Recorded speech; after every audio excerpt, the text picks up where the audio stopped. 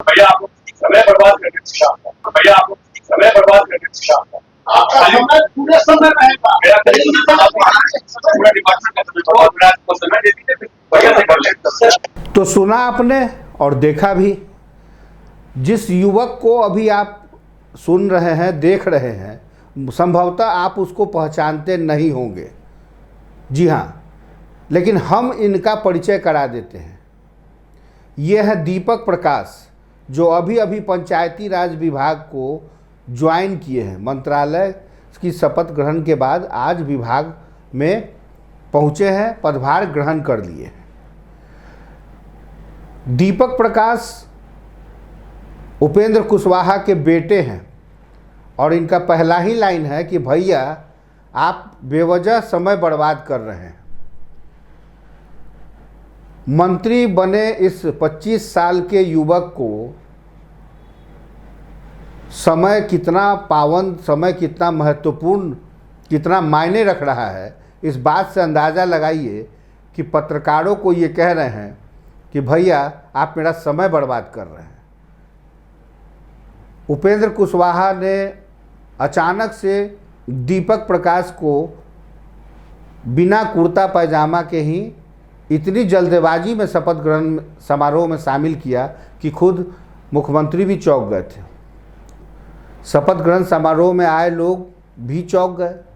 स्वाभाविक है कि जो ना तो विधानसभा का चुनाव लड़ा हो, न एमएलसी का सदस्य रहा हो और ना ही कभी जनप्रतिनिधि रहा हो, उनकी भाषा कैसी होगी ये आप सुन रहे होंगे। ये वही दीपक प्रकाश हैं, उपेंद्र कुशवाहा, जो कि राज्यसभा में हैं सांसद, लगभग कई सदन में रह चुके हैं उपेंद्र कुशवाहा। पहले उनकी पत्नी को टिकट मिला, चुनाव जीत गई, लगा कि उनको मंत्री पद बनाया जाएगा, लेकिन अपने बेटे को लॉन्च करते हुए, इनकी काबिलियत को देखते हुए, इनके पात्रता को देखते हुए उपेंद्र कुशवाहा ने इनको सर्वश्रेष्ठ, गुणी, निपुण, गुड एट समझते हुए मंत्रालय की शपथ ग्रहण समारोह में पटना के ऐतिहासिक गांधी मैदान में लॉन्च कर दिया। लॉन्च के बाद ही ये कयास उठने लगे थे कि क्या परिवारवाद को ऐसे लोग बढ़ावा नहीं दे रहे। लेकिन उपेंद्र कुशवाहा का जवाब लगातार यही रहा कि वो पढ़ा लिखा है, ये पढ़ा लिखा लड़का है, इसके अंदर बहुत टैलेंट है, पात्रता इतनी है कि अब बस सीधे ये मंत्रालय में ही शपथ ग्रहण में पहुंचा है।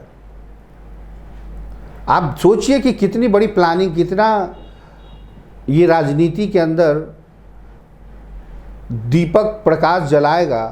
राजनीति के अंदर जनता का पंचायती राज विभाग में शपथ ग्रहण करने वाले पहले ही दिन अगर ये कहते हैं कि भैया चले जाइए, आप मेरा समय बर्बाद कर रहे हैं, तो ज़रा उन तमाम जनता का समय जिन्होंने नेताजी वोट मांग कर बर्बाद कर दिया और जिनको तो खड़ा भी नहीं किया गया था, टिकट भी नहीं दिया गया था, और अब इनको सीधे मंत्रालय का पदभार संभालना भारी लग रहा है कि क्या लग रहा है, कि क्यों ऐसा कह गए।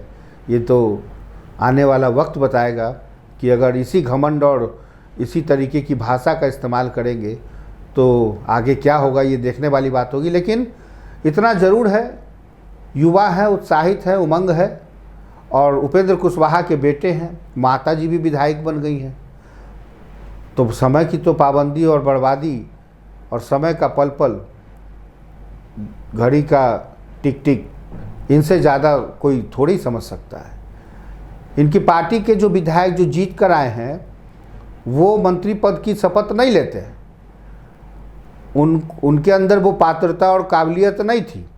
लेकिन उपेंद्र कुशवाहा के बेटे हैं, पढ़े लिखे हैं, और पात्रता इतनी कूट कूट कर भरी है, जिनकी भाषा और शैली अभी ऐसी है, तो ज़रा अंदाज़ा लगाइए कि जब ये जीत कर आते या एमएलसी के रास्ते से संभवतः अब ये आएंगे तो आगे क्या गुल खिलाएंगे। राजनीति में दूसरे के ऊपर आरोप लगाना सबसे आसान काम है। अलग अलग तरीके हैं, रास्ते हैं सदन पहुंचने के। और सदन पहुंचने के बाद कभी कभी तो कई ऐसे विधायक हैं जो कई बार जीत के आए हैं लेकिन मंत्रालय का मुंह नहीं देखा है। ऐसे में उपेंद्र कुशवाहा के बेटे दीपक प्रकाश वैसे लोगों के लिए किसी नाजीर से कम नहीं है, सौभाग्यशाली भी हैं, भाग्यशाली भी हैं।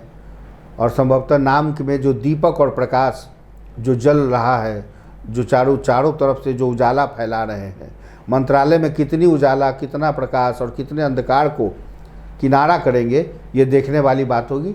लेकिन भैया समय बर्बाद मत कीजिए। ये शब्द आज पहले ही दिन तमाम पत्रकारों के कानों में गूंज रहा होगा और ये आवाज़ जहाँ कहीं भी जा रही होगी, दीपक प्रकाश के लिए क्या कमेंट करेंगे ये आप कमेंट बॉक्स में भी लिख सकते हैं। लेकिन इतना तो ज़रूर है कि सत्ता सुख, पुत्र मोह, परिवारवाद ये राजनीति के लिए एक आसान रास्ता है और ऐसे नेता सिर्फ जनता की नहीं बल्कि परिवार की ज़्यादा सोचते हैं। इसको कहने में कोई गुरेज नहीं है। क्या कुछ बातें दीपक प्रकाश ने और भी कही, वो हम आपको उस वीडियो पर छोड़े जाते हैं। हमारे देश की राजनीतिक व्यवस्था में, लोकतांत्रिक व्यवस्था में पंचायती राज संस्थाओं का एक अहम स्थान है। माननीय प्रधानमंत्री जी और माननीय मुख्यमंत्री जी के नेतृत्व में बिहार सरकार के पंचायती राज मंत्री के रूप में काम करने का अवसर मिल रहा है। मेरी कोशिश रहेगी, हम संकल्पित हैं कि पंचायती राज व्यवस्था की संस्थाएं इस तरह से काम करें, इस तरह से सशक्त हों कि बिहार के गांव-गांव में एक एक व्यक्ति तक ये लोकतांत्रिक व्यवस्था है इसकी शक्ति पहुंचे। एक एक व्यक्ति राजनीतिक भागीदारी में हिस्सेदार बने। इन सभी कामों के लिए जिस किसी तरह की नई पहल की आवश्यकता होगी वो भी किया जाएगा।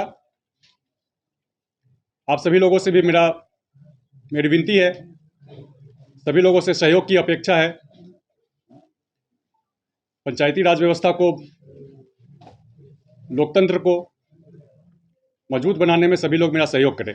बहुत बहुत धन्यवाद।